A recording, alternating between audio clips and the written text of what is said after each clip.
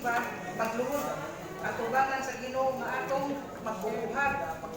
O Ginoo niya sa yung pagto, amahan simbahan ang balaan mong ngalan.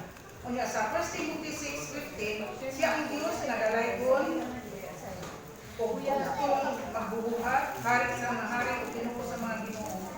O walay katapusan o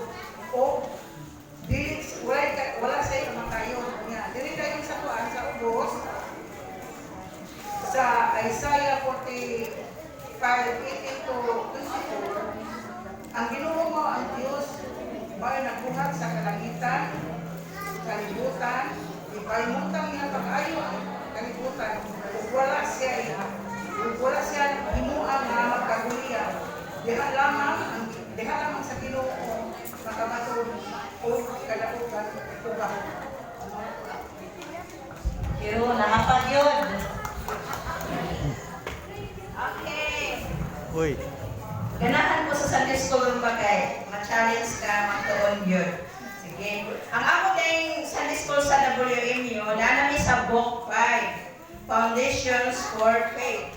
So, ang question ani, chapter 1, naami sa Who is God? So, naman ito kaganera, no? Katong ihang dilito ganina uban. Diri na po sa, ang ako ani, diri sa man's character should reflect the fact that number 16, that he was created in the image of God. Unsa ang attribute sa Ginoo nga ma-reflect nato diri sa ato ang kinabuhi sa tao. So diri sa Deuteronomio, ang Dios matinumanon siya. Sa Salmo, ang Dios matarong. So mo-reflect sa ato nga ang mga anak ko niya matarong gudta kaya Ginoo nato matarong. Sa Salmo, ang Ginoo nagpasaylo.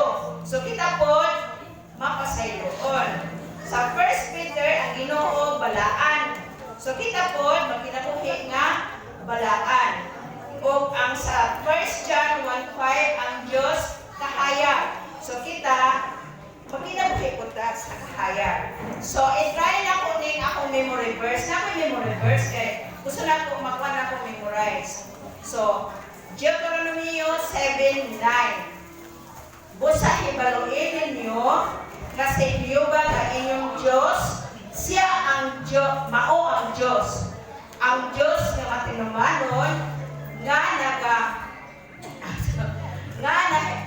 nagaatiman sa tubod o sa nahigugmaong kalulot, nahigugma sa mga tao nga nagatuman sa iyang mga sugo gikan sa 1,000 ka kaliwatan. So, kung mutuman daw ka, mga lagad sa Ginoo, ang Ginoo, ang ato akong kaliwatan mo, ani anak, sa iyang gugmaday sa nato. Sunod na ko nga memory verse. 1 John 1:5. Ang gipahibaluan namo kaninyo, mao kini ang among hibaluan gikan kaniya.